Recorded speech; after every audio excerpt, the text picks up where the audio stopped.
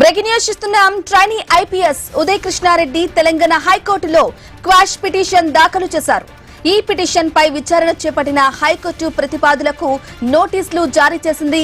ఇక కౌంటర్లు దాఖలు చేయాలని ఆదేశించింది. విచారణను 4 వారాలకు హైకోర్టు వాయిదా వేసింది. ప్రతివాదులకు నోటీసులకు సంబంధించిన బ్రేకింగ్ న్యూస్ చూస్తున్నాం. తెలంగాణ హైకోర్టులో క్వాష్ పిటిషన్ దాఖలు చేశారు. ఈ పిటిషన్ పై కూడా విచారణ చేపట్టిన హైకోర్టు ప్రతివాదులకు నోటీసులు జారీ చేశారు. ఇక కౌంటర్లు దాఖలు చేయాలని కూడా ఆదేశించింది.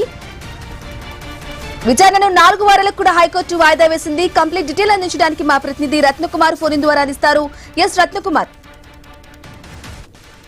బ్రహ్మణి, ట్రైనీ ఐపీఎస్ అధికారి ఉదయ్ కృష్ణారెడ్డి ఇన్సిడెంట్ వెలుగులోకి వచ్చిన తర్వాత ఆయన పైన లైంగిక వేధింపుల ఆరోపణలతో పోలీసులు కేసు నమోదు చేసిన విషయం తెలిసిందే. ఈ కేసును కొట్టివేయాలి అంటూ ఉదయ్ కృష్ణారెడ్డి హైకోర్టును ఆశ్రయించి క్వాష్ పిటిషన్ ను దాఖలు చేశారు. ఈ క్వాష్ పిటిషన్ పైన ఇవాళ హైకోర్టులో విచారణ జరిగింది.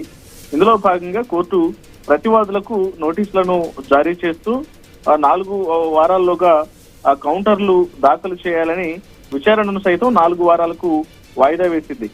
సో మరోవైపు దీంతో ఇప్పుడు ఇందులో ప్రతివాదులుగా ఉన్నటువంటి వ్యక్తులు అటు పోలీసులు కావచ్చు, అలాగే పిటిషనర్ తరఫున న్యాయవాదులు కావచ్చు, సో వీళ్లకు ఆ కౌంటర్ దాఖలు చేసేందుకు ఆదేశాలు జారీ చేయడంతో ఇప్పుడు ఆ కేసును ఎందుకు కొట్టివేయకూడదు అన్నదానికి సంబంధించినటువంటి కౌంటర్ ని ఇటు దాఖలు చేయాల్సినటువంటి పరిస్థితి ఉంటుంది.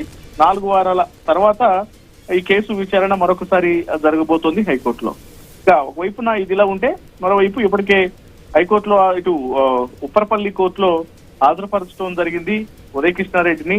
దాదాపు 4 రోజుల పాటు ఆయన పరారీ తర్వాత ఇవాళ నిన్న సాయంత్రం పోలీసులు పట్టుకొని అరెస్ట్ చేసిన అనంతరం వైద్య పరీక్షలు అత్తాపూర్ పోలీసులు ఉస్మానియాలో వైద్య పరీక్షలు పూర్తి చేసి ఇక్కడ తనను ఇన్వెస్టిగేషన్ చేసి అలాగే స్టేట్మెంట్ ను రికార్డ్ చేసిన అనంతరం అశోక్ నగర్ నివాసానికి తీసుకెళ్లడం కావచ్చు, అలాగే తనను అత్తాపూర్ పోలీస్ స్టేషన్ లోనే క్వశ్చన్ చేస్తూ స్టేట్మెంట్ రికార్డ్ చేసినటువంటి పరిస్థితి, లైంగిక వేధింపులకు సంబంధించి ఈ కంప్లీట్ ప్రొసీజర్ అంతా కూడా పూర్తి చేసిన తర్వాత ఉప్పరపల్లి కోర్టులో హాజరుపరిచారు. ప్రస్తుతం మరికొద్ది సేపట్లోనే ఆయనకు జ్యుడిషియల్ రిమాండ్ విధించినటువంటి అవకాశాలు కనిపిస్తున్నాయి.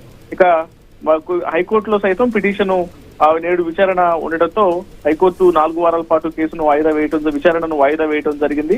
అలాగే ప్రతివాదులకు కౌంటర్లు దాఖలు చేసేందుకు ఆదేశాలను జారీ చేసింది.